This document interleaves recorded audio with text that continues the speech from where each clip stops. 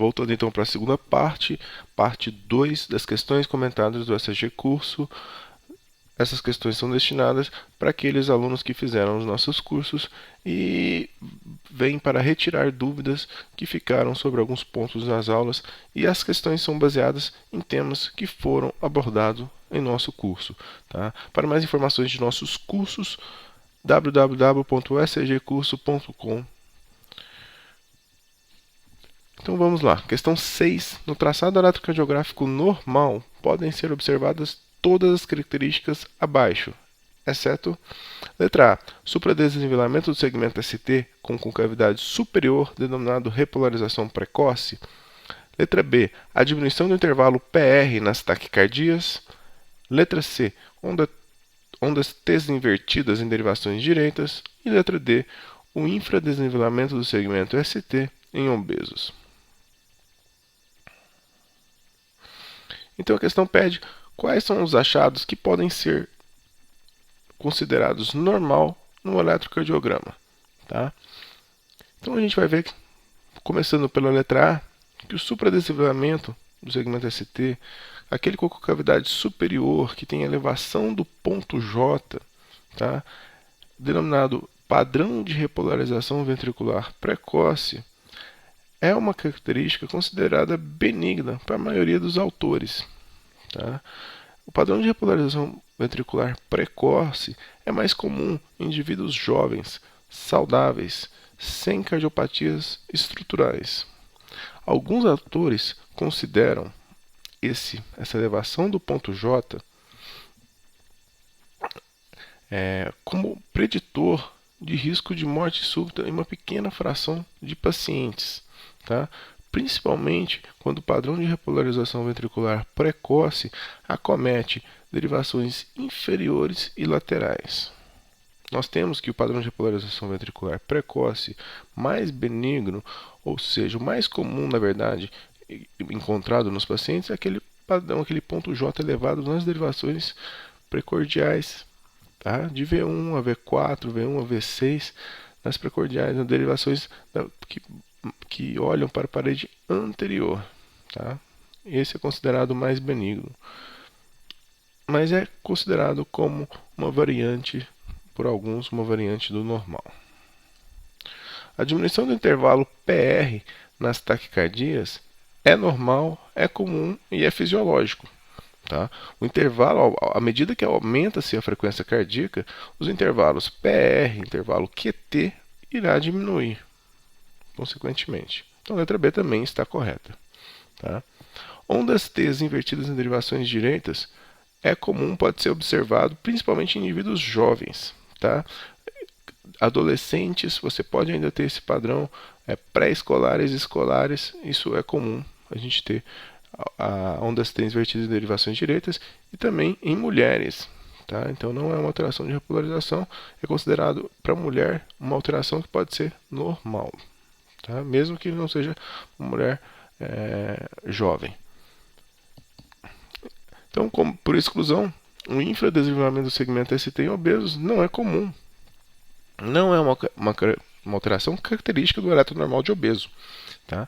Às vezes o que a gente pode encontrar são complexos de baixa voltagem no obeso, pelo tecido adiposo espesso, fazendo com que a condução elétrica seja diminuída e mostrando no eletrocardiograma potenciais de baixa voltagem.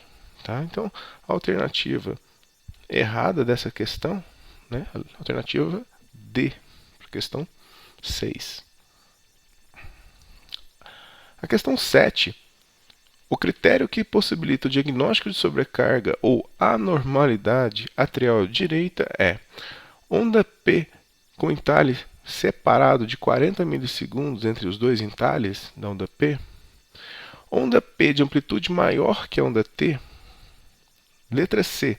Onda P de amplitude aumentada, apiculada e de base estreita. Letra D. Fase negativa da onda P em V1 maior que 40 milissegundos. Então a gente vai ver os critérios de sobrecarga atrial direita. Né?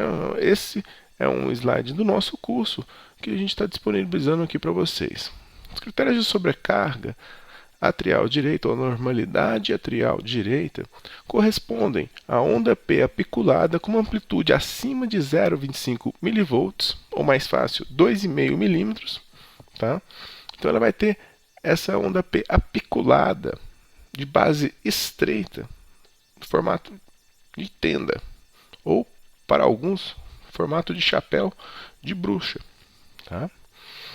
Na derivação V1, ela vai ter a porção inicial positiva, maior que 1,5 milímetro. Vai ter um desvio do eixo para a direita, acima de mais 60 graus. Tá?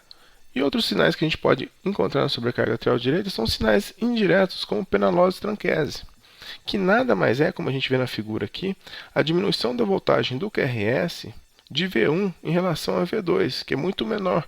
Isso acontece pela interposição do átrio direito, causando um complexo de menor voltagem em V1 em relação a V2. Então, voltando à questão, nós temos que a alternativa C, onda P de amplitude aumentada, apiculada, de base estreita, né, é um critério para sobrecarga anormalidade atrial direita.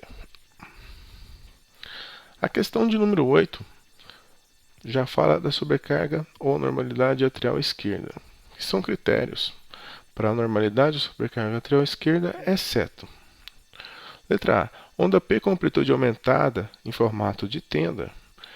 Letra B, onda P com duração maior que 120 milissegundos. Letra C, fase negativa da onda P em V1 maior que 40 milissegundos. Letra D, relação entre a duração da onda P e a duração do segmento PR maior que 1,7. Então, como nós vimos na questão anterior, né, que a onda P com amplitude aumentada em formato de tenda é uma alternativa que é para sobrecarga ou normalidade atrial direita.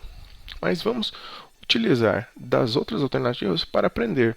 Logo, a alternativa B, C e D são critérios para normalidade ou sobrecarga atrial esquerda. Né? Então, onda P com duração maior que 120 milissegundos, é um critério para normalidade atrial esquerda. A fase negativa da onda P em V1 maior que 40 milissegundos é outro critério para a normalidade atrial esquerda. Essa relação entre a duração da onda P e a duração do segmento PR maior que 1,7 foi estudada por Macruz, que denominou índice de Macruz. E isso é um critério acima de 1,7, maior ou igual, é um critério para a normalidade atrial esquerda.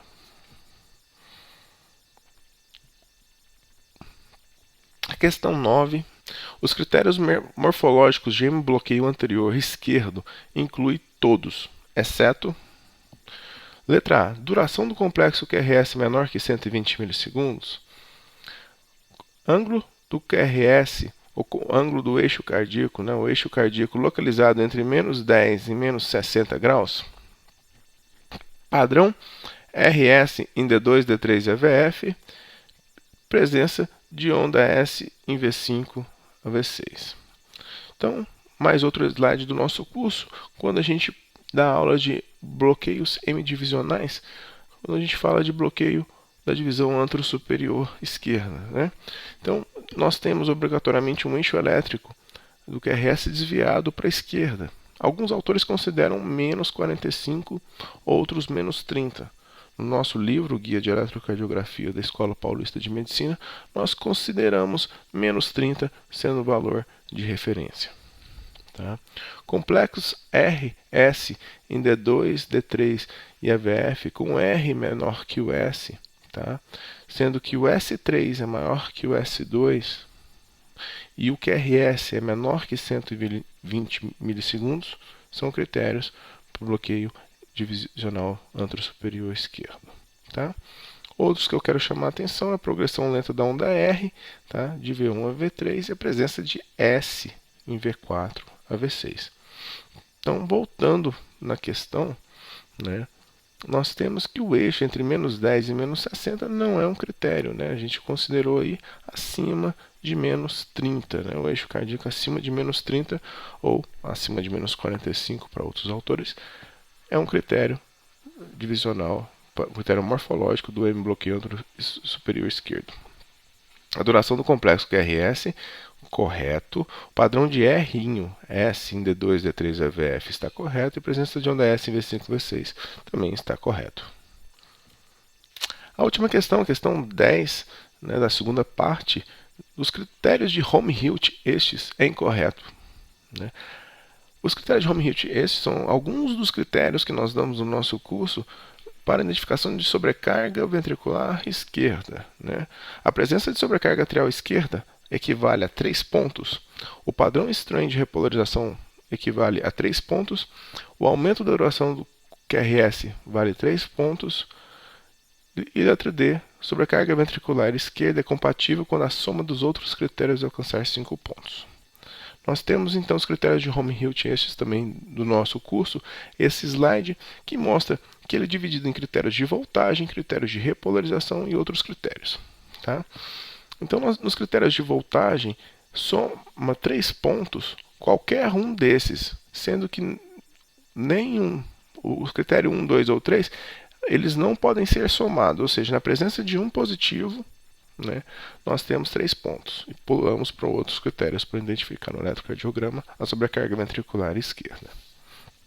Um dos critérios de voltagem, maior onda R ou S em derivações inferiores maior que 20 mm, ou onda S em V1 ou V2 maior que 30 mm, ou onda R em V5 ou V6 maior que 30 mm. Tá? Critérios de repolarização, padrão de strain, né, que é esse padrão aqui, que é uma onda T invertida, assimétrica, né, em derivações geralmente em V5, V6, D1 e AVL, equivale a 3 pontos. E se estiver usando o digital, né, de goxina, por exemplo, o paciente estiver usando, pode ser um sinal de impregnação digitálica. Né, então equivale a apenas 1 ponto. Isso pode ser um fator confundidor, por isso que o Helmholtz estes coloca como valendo 1 ponto. A sobrecarga atrial esquerda, o índice de Morris, valendo 3 pontos. Tá? Desvio do eixo para a esquerda, valendo 2 pontos.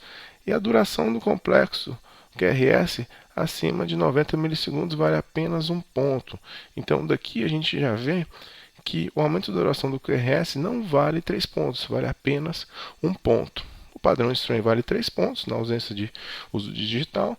E a sobrecarga atrial esquerda vale 3 pontos. Agradecemos a todos que assistiram esse vídeo e mais informações sobre os nossos cursos vocês obtêm em www.scgcurso.com. Muito obrigado.